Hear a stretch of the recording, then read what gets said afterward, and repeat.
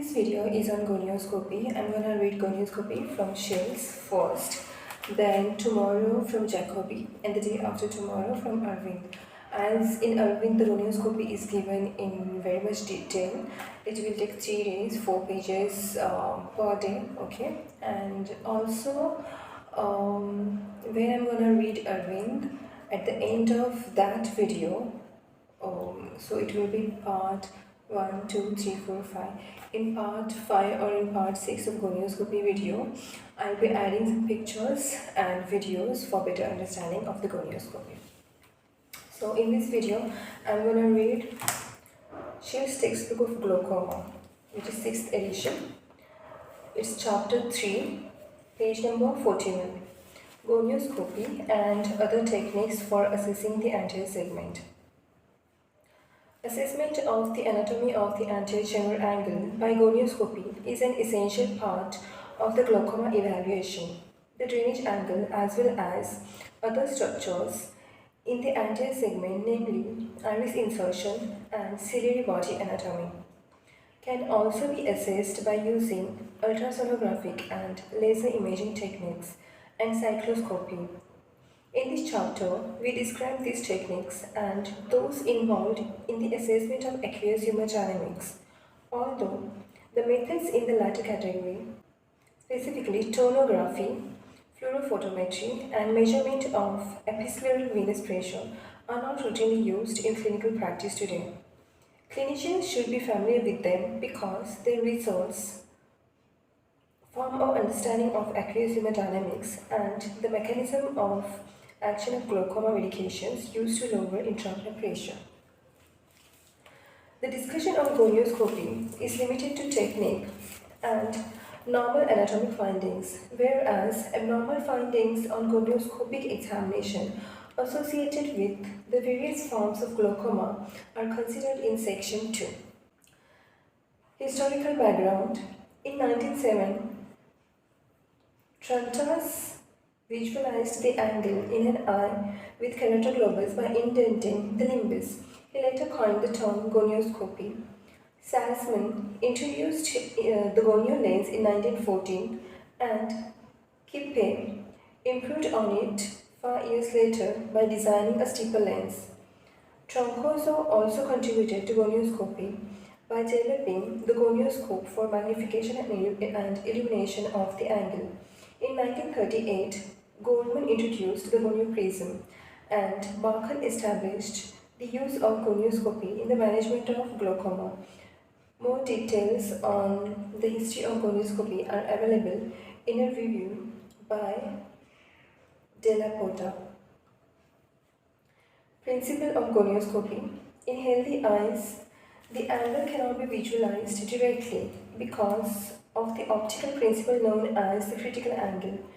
The critical angle is related to the properties of light passing through media with different indices of refraction.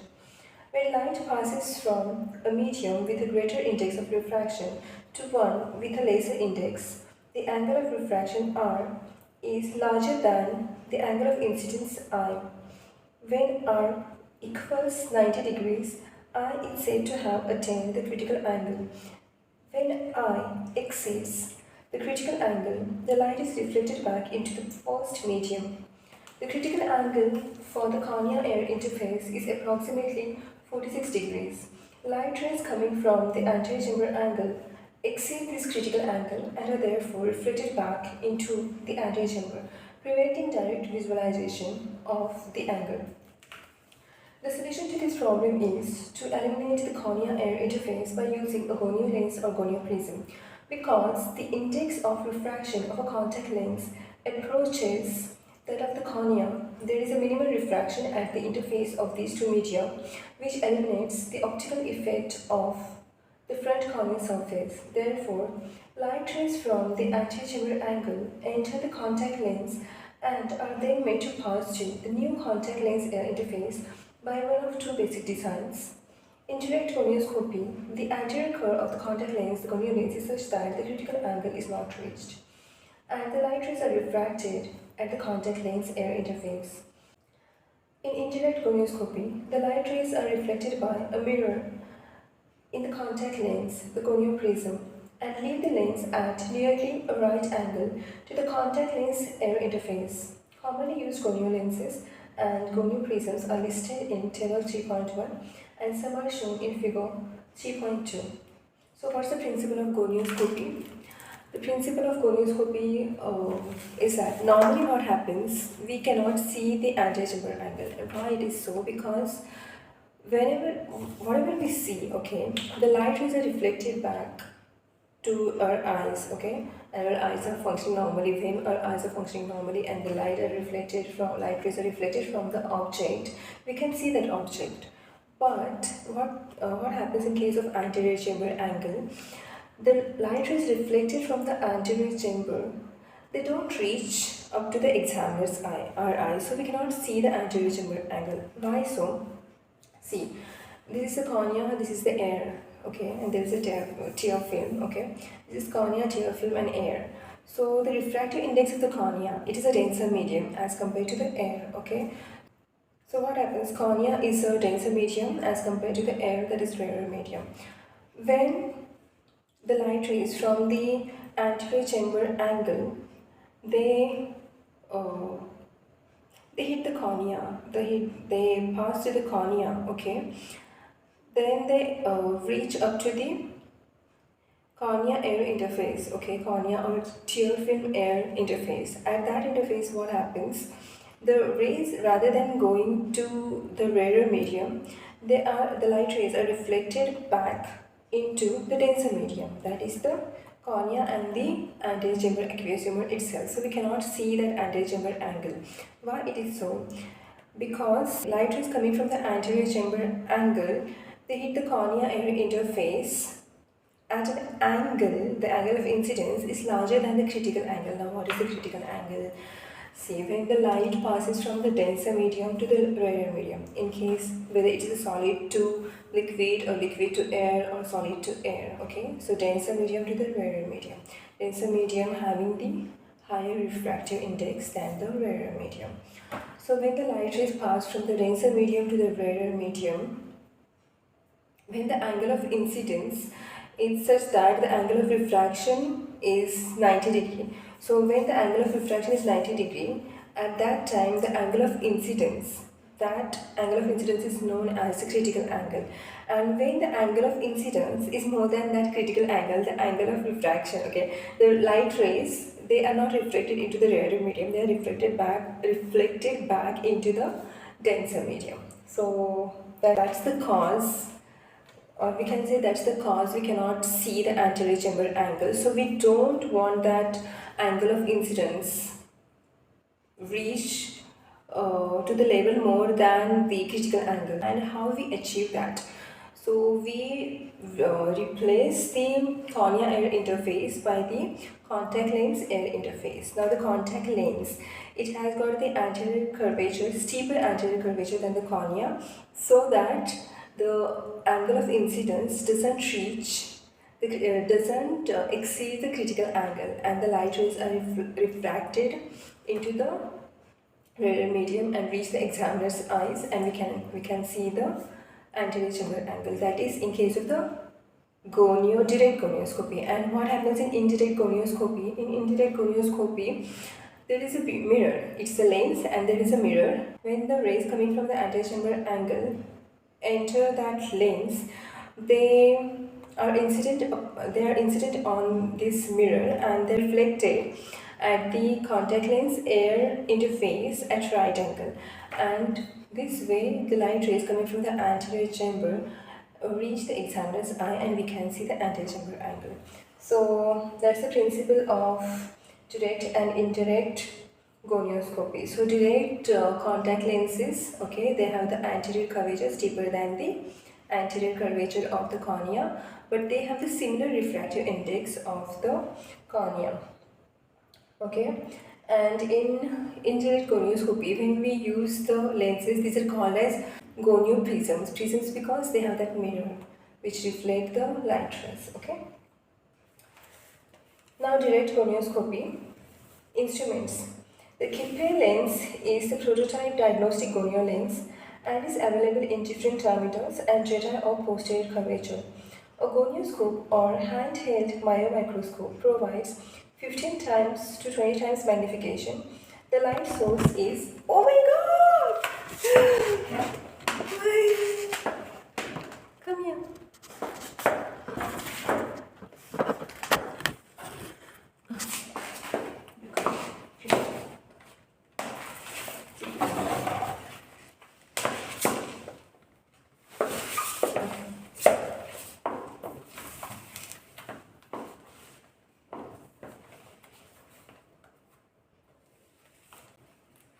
Okay. Direct gonioscopy instruments. The Kippe lens is the prototype diagnostic gonio lens and is available in different diameters and radar of posterior curvature. A gonioscope or handheld microscope provides 15 times to 20 times magnification. The light source is usually a separate handheld unit, such as the Barkhan's focal illuminator, although it may be attached to the gonioscope. Technique. Direct gonioscopy is performed with the patient in a supine position, preferably on a movable diagnostic table or chair, after applying a topical anesthetic. The gonio lens is positioned on the cornea with either balanced salt solution, a viscous preparation such as methyl cellulose, or the patient's own tears between the gonio lens and the patient's cornea. The examiner usually holds the gonioscope in one hand and a light source in the other hand. Occasionally, an assistant may be needed to move the gonio lens to the desired position.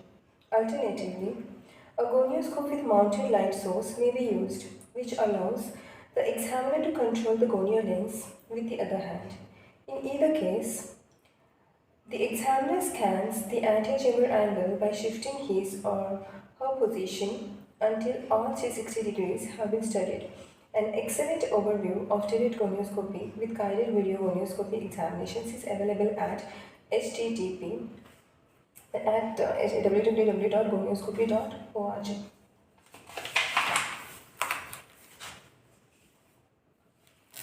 The link is given there in the text. Okay, so indirect gonioscopy. Now, direct gonioscopy, honestly, I have never seen direct gonioscopy, how it is done. I have never witnessed how it is done. So, and even I didn't get the video on the YouTube how it is done.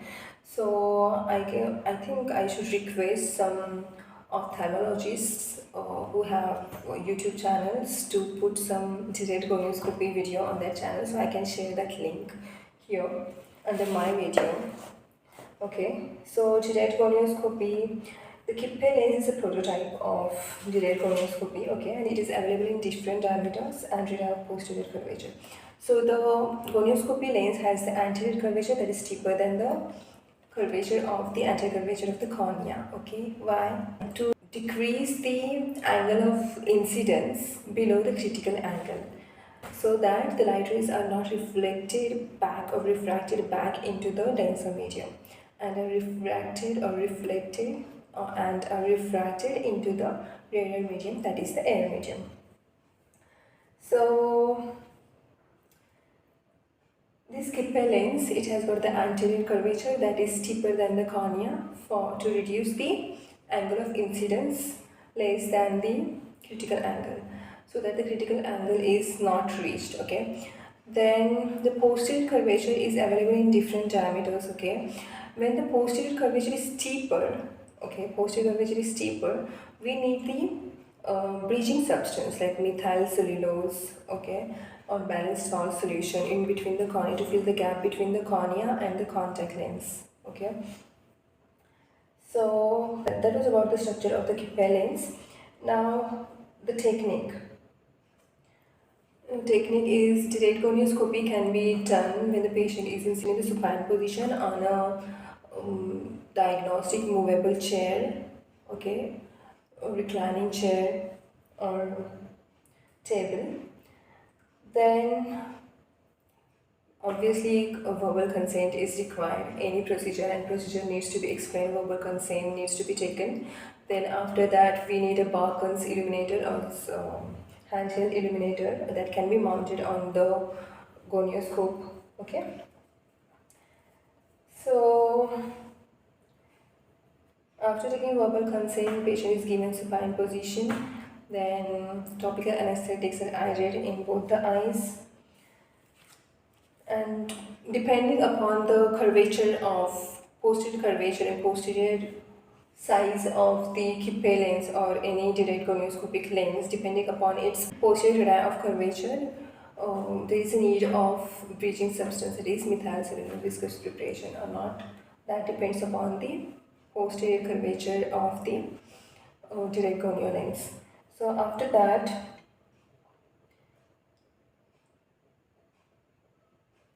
the examiner holds the gonioscope in one hand and light source in the other hand. When the illuminating system and gonioscope, the examiner has to use both the hands to hold the illuminator and the lens, okay, to examine the patient's eye. Then the assistance is required because the lens needs to be moved, and even the examiner has to move to visualize 360-degree anterior chamber angle, 360 degrees, to have the entire 360-degree view of the anterior chamber angle. So in that case, an assistance is required. Otherwise, if the Barcon illuminator or any light source that can be mounted on the gonioscope is used, that time the other hand is free, and that can be used to move the gonio lens, okay, to have the entire 360-degree view of the anterior chamber angle. So that was about the direct gonioscopy. I don't have the video of direct gonioscopy. I searched on the internet, but I didn't get. I request few of the ophthalmologists, good kind ophthalmologists on YouTube, to post direct gonioscopy video for even my better understanding. And hope I do it when I join some good institute. I hope I do such things like I didn't get to do in my PG. During my post-graduation, I didn't get to do direct gonioscopy. Now, in direct gonioscopy, the gonio prism and slit lamp are the only instruments needed for indirect gonioscopy. Several types of gonio lenses are available with a single mirror or multiple mirrors. The Goldman single mirror lens is tilted 62 degrees from the planar front surface, which allows examination of the anterior chamber angle. The Goldman 3-mirror lens contains 2 mirrors for examination of the fundus and 1 for examination of the angle. Because of their 7.38 mm posterior radius of curvature, both Goldman lenses require the use of viscous material to fill the space between the cornea and the lens, means their posterior curvature is steeper than the anterior curvature of the cornea, so we have to bridge the gap with the viscoelastic substance, okay? In contrast, a modified Goldman type lens with its 8.4 mm radius of curvature, means radius of curvature when it is larger means it is not a steeper lens, okay? The curvature is not steeper. So in contrast, a modified Goldman type lens with its 8.4 mm radius of curvature requires no viscous bridge. Goldman type lenses have also been modified with anti-reflection coating, allowing them to be used for laser trabeculoplasty. Once I cover this gonioscopy, I'll cover the trabeculoplasty, laser trabeculoplasty, then goniotomy, okay, and cycloablation techniques. In the Zeiss 4-mirror lens, all the mirrors are tilted at 64 degrees for evaluation of the angle, eliminating the need to rotate the lens.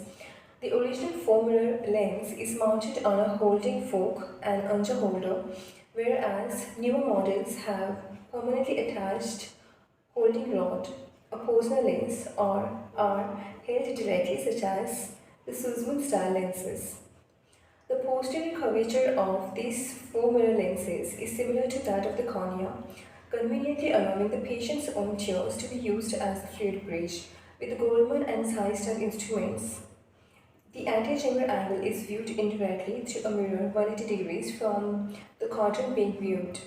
Some newer gonio prisms enable direct viewing of the angle. Several types of lenses, including the ridge trabeculoplasty lens and the lateral lens, are used in laser therapy. Okay.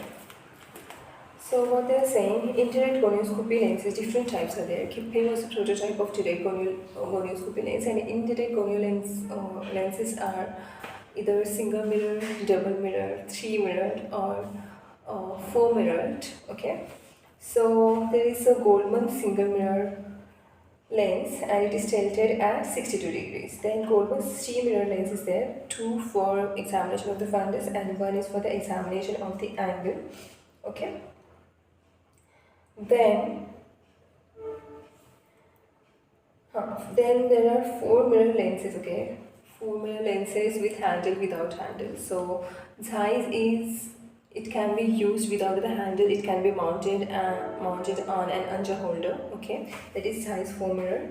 And also then there is another 4 mirror lens, that is Posner lens, and which has got the permanently attached holding rod. So the Posner lens is the lens, indirect gonio lens with permanently attached rod, and Sussman type of the 4 mirror gonio lens, it doesn't have any rod. You can remember it as S. S for sessile. Sessile means it doesn't have that stick, it doesn't have a hand. Okay. And several types of the lenses, including ridged trabeculoplasty lens, Latina lens, and even coated Goldman type of lenses, can be used for laser therapy. That we will see in laser treatment of anterior chamber angle, the trabeculoplasty, laser goniotomy, and even the cycloablation techniques. Okay. Now, the cornea is and yes, one more thing. The posterior curvature of these 4 mirror lenses, they match the posterior curvature of the cornea, and that's why we don't need that's why there is no gap between the posterior curvature of these lenses, 4 mirror lenses, and the anterior curvature of the cornea. So we don't need that bridging substance, okay? Technique of indirect gonioscopy. The cornea is anesthetized. Before doing any procedure in medical surgical practices, okay, we have to explain the need of the procedure and how it is done, and we have to take the verbal or written consent depending upon the procedure, okay. Now the technique of indirect gonioscopy. The cornea is anesthetized and with the patient positioned at the slit lamp, the gonioprism is placed against the cornea with or without a fluid bridge depending on the posterior radius of curvature of the instrument. The lens is then rotated to allow visualization of all 360 degrees of the angle, or the quadrants are studied with the 4 mirrors. Visualization into a narrow angle can be enhanced by manipulating the gonioprism. For example, asking the patient to look in the direction of the 4 mirror being used. A web-based gonioscopy module with the video available at www.gonioscopy.org is recommended for learning this technique, okay? So whoever is interested in seeing these videos, we can refer. I didn't see this side, okay? I didn't see this side, so I'll see this side. I'll see if I can get the direct gonioscopy technique on this side, okay? If I get, I'll tell you. I'll see this side. Now this technique of indirect gonioscopy. First, explain the need of the procedure, then explain the procedure, how it is done, then take the verbal consent of the patient, then anesthetize the cornea, okay, both the corneas. Then patient is positioned at the slit lamp. The gonioprism is filled with the viscoelastic substance, okay, viscoelastic substance with cellulose or balanced salt solution depending upon the type of the lens that is used, because we don't, in 4 mirror, we don't need these bridging substances. So if you're using the viscoelastic substance or bridging substance, make sure there is no air bubble, okay? Make sure there is no air bubble in the contact lens curvature, that gap is there. There shouldn't be any air trap, so that you should make sure. And then after that, the patient is positioned at the slit lamp. The lids are retracted. The patient is asked to look upwards, and then it is positioned. First the upper curvature and then the lower curvature. Okay. First the upper edge and then the lower edge of the lens. Make sure there is no air trap because it interferes with the visualization. Then the lens is rotated 360 degree to allow the visualization of the entire anterior chamber angle. Okay, and it is easy to see it with 4 mirrors. Okay, because the less time is required, and also there is no need of the viscoelastic substance, so there is no that sticky. Uh, that there is no sticky feeling, and also there is no blurring of the vision after the procedure. Then comparison of direct and indirect gonioscopy. There is no unanimity of opinion on which basic method of gonioscopy is best. With direct gonioscopy, the height of the observer may be changed to look deeper into narrow angle, whereas the gonio prism is limited in this regard by the height of the mirror. In addition, the gonio lens may cause less distortion of the anterior chamber. Both features make it desirable when assessing the true depth of the anterior chamber angle. A major advantage of direct gonioscopy, with with the infant Kippe lenses, is its use in sedated or anesthetized patients, as in the examination of children. These lenses are also useful in examining the fundus through a small pupil with a direct ophthalmoscope. In indirect gonioscopy, the slit lamp may provide better optics and lighting, which could be an advantage when looking for subtle details in the angle. Furthermore, the method requires fewer additional instruments and occupies less space than direct gonioscopy does. Indirect gonioscopy is also performed faster than direct gonioscopy. This is particularly true with the Zeiss 4-mirror lenses and modified Goldman type lenses because no viscous bridge is required. Gonio prisms with posterior radius of curvature closer to that of the anterior corneal surface may also reduce corneal distortion. Gonio prisms with taller mirrors facilitate visualization of narrow angles. Finally, because of its relatively small diameter of corneal contact, the Zeiss 4-mirror lens can also be used in compressive gonioscopy. So what are the comparisons of direct and indirect gonioscopy? Okay. So direct gonioscopy, it is useful in patients, in children, in anesthetized patients, and also we can um, see the fundus at the same time through the lens. And in indirect gonioscopy, but what are the limitations? Because it takes time and assistant may be required if the illuminating system and gonioscope, this is separate and it cannot be mounted with the gonioscope. The illuminating system cannot be mounted with the gonioscope. That time assistant is required mostly. Then in indirect gonioscopy, what are the advantages of indirect gonioscopy? First thing, it's a rapid technique, especially with the 4 mirrors, okay?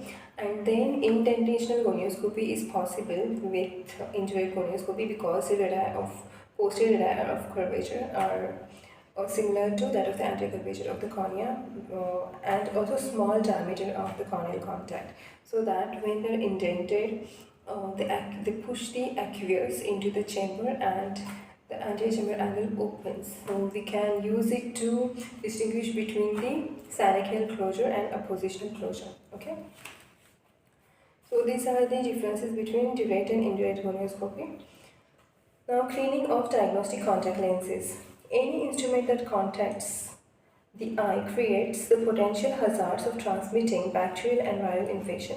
This issue is considered in more detail in Chapter 2, although Chapter 2 discusses instrument cleaning in the context of tonometry use.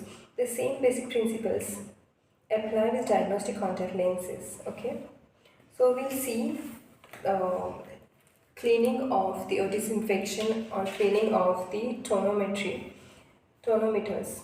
So we'll see the cleaning of the tonometers, and the same principles are applied to the cleaning of the contact lenses. So we'll see that. So we'll have to look for the Chapter 2. Okay. Disinfection of Goldman and other tonometers. Here the disinfection of these gonioscopic lenses. With all tonometers that contact with the eye, there is a risk of transmitting infections such as the adenovirus of epidemic keratoconjunctivitis and herpes simplex virus type 1. In addition, there is potential for transmitting more serious diseases such as hepatitis and acquired immunodeficiency syndrome (AIDS), although there is no evidence to suggest transmission of HIV by contact lens with tears. Various techniques have been described for disinfecting tonometer tips. Adenovirus type 8 was removed or inactivated by soaking the applanation tip for 5 to 15 minutes in diluted sodium hypochlorite 1:10 household bleach. 1:10 household bleach. 3% of hydrogen peroxide or 70% isopropyl alcohol, or by wiping with alcohol, hydrogen peroxide, iodophos, povidone iodine, or 1:1000 merthiolate. Herpes simplex virus type 1 was eliminated by swabing the applanation head with 70% isopropyl alcohol. 10 minutes of continuous rinsing in running tap water was reported to remove all detectable hepatitis B virus (HBV) surface antigen from contaminated tonometers, although another study showed that soap and water wash was the only disinfection method that removed all HBV DNA. Wiping with 3% hydrogen peroxide or 70% isopropyl alcohol swabs completely disinfected tonometer tips contaminated with HIV-1. The American Academy of Ophthalmology Clinical Statement on Infection Prevention in Eye Care Services and Operating Areas and Operating Rooms.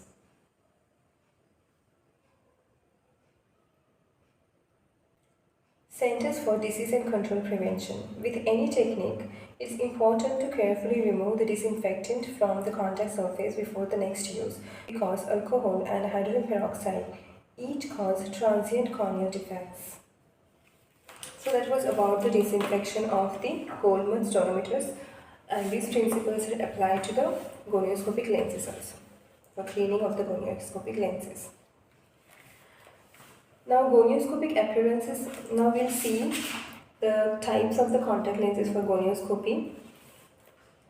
Direct gonio lenses and indirect gonioscopy. Gonio lenses in direct gonioscopy are Kippe, Richardson, Schaffer, Leyden, Bacon, Thorpe, Swan-Jacob. Okay, you can remember it as Corilla, Bath, Swan. Okay, Corilla, not gorilla. It's Corilla, Bath, Swan. So Kippe, Kippe, Richardson, Schaffer. LA is Leyden, BA is Bacon, TH is Thorpe, and Swan is Swan-Jacob. Okay, so Kippe lens, it is the prototype of diagnostic gonio lens. Richardson Schaffer, small Kippe lens that is used for infants. Okay, Leyden for gonioscopic examination of premature infants. Bacon, prototype surgical gonio lens. Thorpe, surgical and diagnostic lens for operating rooms. Swan-Jacob, surgical gonio lenses for children. Okay, so for children, infants, which are the lenses? For infants, children, Kippe is there. Then Richardson Schaffer, this is a small Kippe lens for infants. Richardson Schaffer, infants. Then premature infants, Leyden. Okay, so starting from the premature infants, it is Leyden. Then infants, small Kippe lens, it is Richardson Schaffer, and in children, it is Swan-Jacob. Then Kippe is prototype diagnostic gonio lens, Bacon is prototype surgical gonio lens, and Thorpe, it is surgical and diagnostic lens for operating rooms. Gonio prisms, indirect gonioscopy. Prism means they have the mirror. Gonio prisms, indirect gonioscopy. Goldman single mirror, Goldman 3 mirror, Zeiss 4 mirror, Posner 4 mirror, Sussman, Thorpe, and Rich trabeculoplasty and Latina trabeculoplasty lens. Goldman single mirror, mirror inclined at 62 degrees for gonioscopy. Goldman 3 mirror, 1 mirror for gonioscopy, 2 for retina, that is fundus examination. Coated front surface available for laser use. Zeiss 4 mirror, all 4 mirrors inclined at 64 degrees for gonioscopy. Requires holder under, fluid bridge not required. Posner 4 mirror, modified Zeiss 4 mirror gonio prism with attached handle. Handheld Zeiss gonio prism. Posner 4 mirror, modified Zeiss 4 mirror gonio prism with attached handle. Sussman 4 mirror, handheld Zeiss type gonio prism. Thorpe 4 mirror, 4 gonioscopic mirrors Inclined at 62 degrees requires fluid bridge. Bridge trabeculoplasty lens, 4 gonioscopy mirrors, 2 inclined at 59 degrees and 2 at 62 degrees with convex lens over 2. Lateral trabeculoplasty lens, 1 mirror for trabeculoplasty. Now figure 3.1, principle of gonioscopy. A light ray is refracted when angle of incidence I at interface of two media with different indices of refraction n and n dash is less than the critical angle. B. Angle of refraction R is 90 degrees when I equals the critical angle. C. Light is reflected when I exceeds the critical angle. D. Light from the anterior chamber angle exceeds the critical angle at the cornea error interface and is reflected back into the eye. E and F. Contact lenses have an index of refraction and similar to that of the cornea, allowing light to enter the lens and then be refracted gonio lens or reflected gonio prism beyond the contact lens air interface. In figure A, you can see the angle of incidence I in the denser medium and angle of refraction R in the rarer medium. Here in this case, you can see the refracted ray in the rarer medium. The refracted ray is in the rarer medium means the angle of incidence is less than the critical angle here. Okay, and in figure B you can see the angle of incidence for which the angle of refraction is 90 degree. Okay, 90 degree to the normal to the surface. So this angle I is a critical angle. Okay, and in figure C you can see the angle I, that is angle of incidence, it is more than the critical angle, and at that angle or at any angle more than critical angle, the light rays are refracted back into the denser medium that you can see here, okay, in figure C. Now in figure D you can see normally why we cannot see the anterior chamber angle, because the rays coming from the anterior chamber angle are refracted back into the denser medium, that is into the anterior chamber itself, because the angle of incidence is more than the critical angle. The critical angle for the cornea air interface is 46 degrees.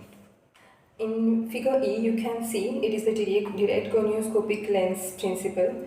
You can see here the light rays coming from the anterior chamber angle. They are not refracted at the cornea and contact lens interface because they both having similar refractive index, and that's why these rays they undergo minimal or no refraction here. Okay, and then you can see here there is contact lens and air interface. But as the anterior curvature of the lens is steeper than the corneal curvature, the angle of incidence it is less than the critical angle here for the cornea, for the contact lens and air interface, and the rays are refracted into the rarer medium, that is air, and can reach the examiner's eyes to see the anterior chamber angle. Now in figure F you can see the principle of the indirect gonioscopy. You can see the contact lens that is used for indirect gonioscopy is called as gonioprism. Why? Because it has got mirror, 1 mirror, 2 mirrors, 3 mirrors or 4 mirrors. There are different types. Okay, so the light is coming from the anterior chamber angle. They are incident on the mirror here in the lens. Okay, and again the light rays are not refracted at the cornea and the posterior curvature of the contact lens because both having the similar refractive index.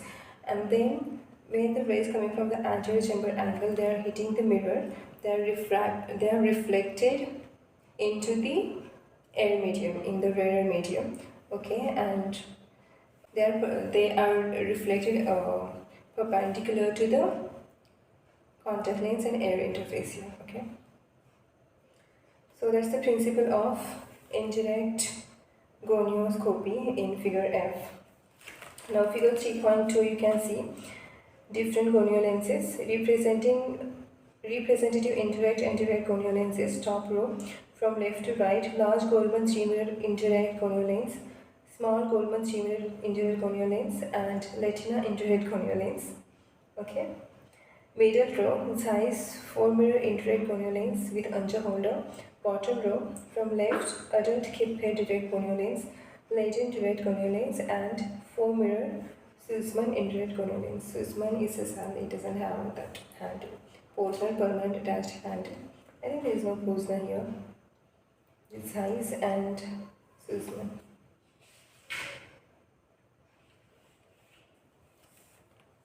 Figure 3.3, technique of direct gonioscope by using a Kippe gonio lens and portable slit lamp during an examination under anesthesia of a child's eye. Here you have the limitations of the illumination. You cannot increase or decrease the illumination, and you cannot increase or decrease the magnification. There is a fixed magnification, fixed illumination in case of the direct gonioscope. That is its limitation. Then figure 3.4, technique of indirect gonioscopy with a size 4 mirror lens in A, figure A, and a Goldman 3 mirror lens in figure B. Okay. So remaining 2 pages and figures I'll talk tomorrow because my cell is hot now. My mobile is hot now and I have to stop here. Also the memory is less, so I have to make the part 1 and it's already more than 30 minutes. So I have to stop here. Tomorrow I'll make a part 2 video on gonioscopy from Shield's anatomy, and Jacobi's will be part 3, and 3 parts will be of Irwin's. So 3, 6 and 7 part additional, I think, for my own additional searched videos and pictures on gonioscopy for better understanding. Okay, so that was all about the gonioscopy today. Here I conclude. Thank you for listening to me patiently. Thank you. Good night. Good night from my new cat, new street cat here. Say good night. See how cute it is. My Goldie died last year on 7th March on full moon day, and this cat, the universe has gifted me with this beautiful, cute street cat which has similar characteristics, similar nature of my Goldie, who passed away in March, on 7th of March 2023 last year. So universe has placed me with a new cat. It cannot replace the Goldie, but it has its own uniqueness and cuteness, and it is very cute. And it likes human touch and human company so much.